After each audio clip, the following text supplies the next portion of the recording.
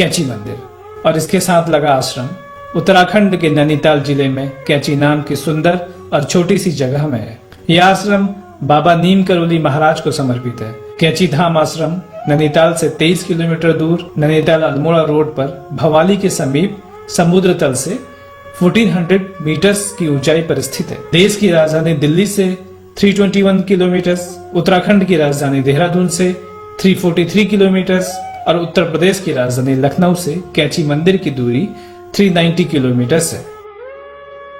बाबा नीम करोली आश्रम में हर वर्ष लाखों श्रद्धालु आते हैं और बाबा जी का आशीर्वाद पाते हैं। बाबा सशरीर अब इस दुनिया में नहीं है, लेकिन उनकी आध्यात्मिक करुणा, दया और आशीर्वाद अब भी श्रद्धालुओं पर बरसता है और उन्हें कितने ही कष्टों से दूर करता है। बाबा नीम करोली महाराज को कई लोग हनुमान जी का अवतार मानते हैं।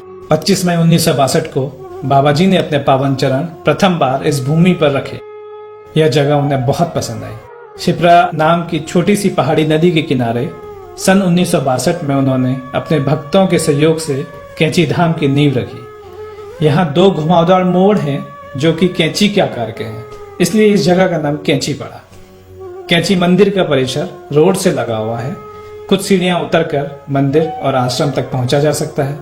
मंदिर के निकट सड़क के किनारे गाड़ियों को खड़े करने के लिए काफी पार्किंग है।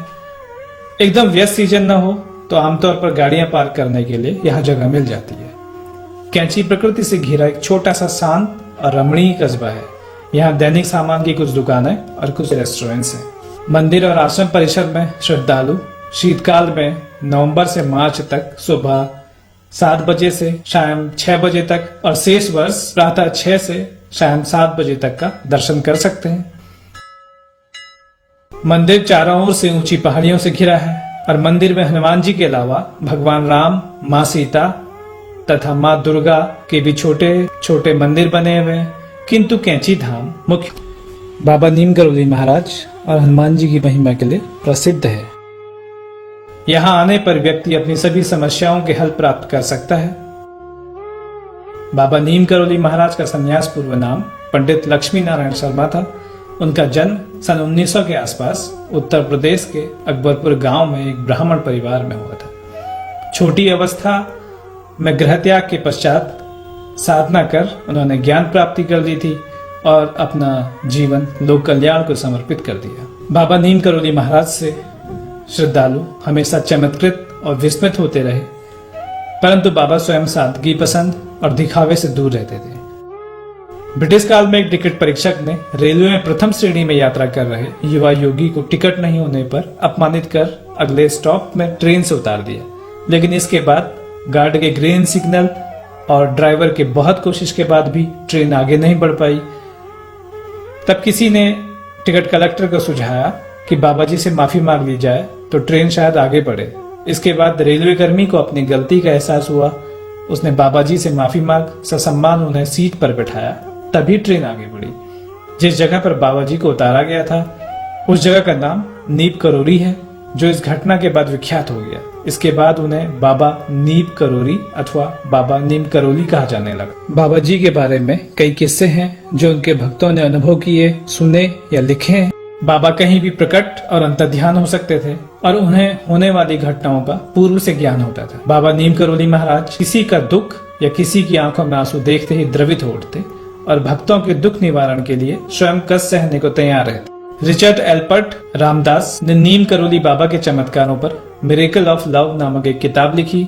इसी में 1943 की बुलेट प्रूफ कंबल नाम से एक घटना का जिक्र है। बाबा जी के कई भक्तों में से एक बुजुर्ग दंपति थे जो फतेहगढ़ में रहते थे। एक समय अचानक बाबा जी उनके घर पहुंच गए। दोनों दंपति को अपार खुशी तो हुई, लेकिन उन्हें इस बात का भी दुख था कि घर में महाराज जी की सेवा करने के लिए कुछ भी नहीं है। हालांकि जो कुछ भी था उन्होंने बाबा नीम करोली महाराज के समक्ष प्रस्तुत कर दिया। बाबा जी वो खाकर चारपाई पर कंबल ओढ़कर लेट गए। बाबा जी रात भर कराहते रहे। ऐसे में बुजुर्ग दंपति परेशान हो गए कि पता नहीं बाबा जी को क्या हो गया है। उन्हें ऐसा लग रहा था जैसे कोई बाबा जी को मार रहा हो। जैसे तैसे कराहते कराहते सुबह हो गई। सुबह बाबा जी उठे और कंबल को लपेटकर बुजुर्ग दंपति को देते हुए कहा, इसे गंगा में प्रवाहित करा देना, इसे खोलकर देखना नहीं, अन्यथा फंस जाओगे। दोनों दंपति ने बाबा जी के आज्ञा का पालन किया। जाते हुए बाबा जी ने कहा था, चिंता मत करना, महीने भर में आपका बेटा घर लौट आएगा। जब वे कंबल लेकर नदी की ओर जा रहे थे तो उन्होंने महसूस किया कि इसमें लोहे का सामान रखा हुआ है, लेकिन बाबा जी ने तो खाली कंबल ही हमारे सामने लपेट कर दिया था और हमें आज्ञा दी थी कि इसे न खोलें। तो उन्होंने चादर वैसी ही नदी में प्रवाहित कर दी। लगभग 1 माह के बाद बुजुर्ग दंपति का इकलौता बेटा बर्मा फ्रंट से लौटा है। वह ब्रिटिश फौज में सैनिक था और दूसरे विश्व युद्ध के वक्त वह फ्रंट पर तैनात था। उसे देखकर दोनों बुजुर्ग दंपति खुश हुए और उसने घर आकर जो बताया वह हैरान करने वाला था। उसने बताया कि करीब महीने भर पहले वह एक दुश्मन फौज के साथ घिर गया था। रात भर गोलीबारी हुई जिसमें उसके सारे साथी मारे गए। वह अकेला बच गया। उसने बोला, मैं कैसे बच गया यह मुझे नहीं पता। उस गोलाबारी में उसे एक भी गोली नहीं लगी। रात भर वह जापानी दुश्मन सेना के बीच जिंदा रहा।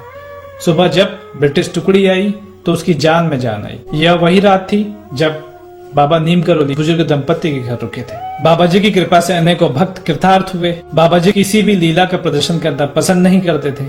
बाबा जी अपने भक्तों का बहुत ध्यान रखते और उनके कष्ट निवारण के लिए वो जो कुछ करते वो भक्तों को चमत्कार के रूप में नजर आता।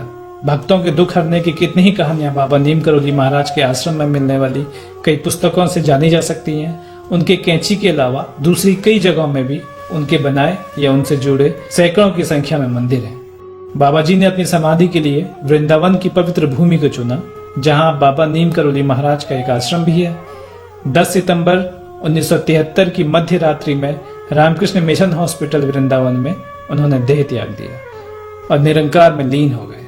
बाबा नीम करोली महाराज जी के निर्वाण के 3 वर्ष पश्चात 1976 में 15 जून को बाबा जी की मूर्ति स्थापना और अभिषेक किया गया कैंची मंदिर धाम में। यह दिन महाराज जी ने स्वयं तय किया था। उस दिन वेदों मंत्रों के उच्चारण के साथ पवित्र समारोह और पूजा के निर्दिष्ट विधि से बाबा जी की मूर्ति स्थापित की गई। तब से प्रतिवर्ष कैंची धाम में 15 जून को बड़ा मेला लगता है, जिसमें देश विदेश से हजारों लाखों की संख्या में श्रद्धालु शामिल होते हैं। कैंची मंदिर और आश्रम में रुकने से पूर्व ईमेल या पत्र लिखकर अनुमति लेनी होती है। ईमेल और कुछ दूसरी जानकारी वीडियो के डिस्क्रिप्शन से आप ले सकते हैं। कैंची आश्रम के निकट वर्तमान में गेस्ट हाउस होटल्स के ज्यादा विकल्प नहीं है। आप चाहें तो होटल रिजॉर्ट भवाली, भीमताल या नैनीताल में बुक करा सकते हैं और इन जगहों से कैंची मंदिर आकर प्रातः और सायंकालीन पूजा में शामिल हुआ जा सकता है या फिर दिन में आकर मंदिर के दर्शन किए जा सकते हैं। महाराज जी की शाश्वत शिक्षा और अंतहीन लीलाओं के कारण हिंदू, मुसलमान, सिख, जैन, ईसाई, यहूदी और यहाँ तक कि नास्तिक भी उनकी ओर आकर्षित हुए। Steve jobs, Julia Roberts, mark Zuckerberg सहित पश्चिमी देशों के कई लोग बाबा जी के भक्त रहे हैं। बाबा नीम करोली महाराज का जीवन सांसारिक जीवन जी रहे लोगों के लिए एक आदर्श है कि कैसे सांसारिक बंधनों को निभाते हुए उच्च आध्यात्मिक और संत का जीवन जिया जा सकता है। उनका जीवन दूसरों की भलाई के लिए समर्पित रहा। बाबा जी की ब्लेसिंग्स और उनकी लीलाओं को उनके भक्त अपने जीवन में आज भी अनुभव करते हैं। महाराज जी के बारे में ज़्यादा जानने के लिए आप उनके किसी भी आश्रम में विजिट कर सकते हैं, उन पर लिखी गई किताबों को पढ़ सकते हैं और डिस्क्रिप्शन में दिए वेबसाइट्स के लिंक से भी आप महाराज जी के बारे में जानकारियाँ ले सकते हैं। बाबा जी से जुड़ा आपका भी कोई अनुभव हो तो कमेंट बॉक्स में शेयर कीजिएगा। आज यहीं तक, फिर मुलाकात होगी अगले वीडियो में। पॉपकॉर्न ट्रिप से जुड़े रहने के लिए आपका धन्यवाद।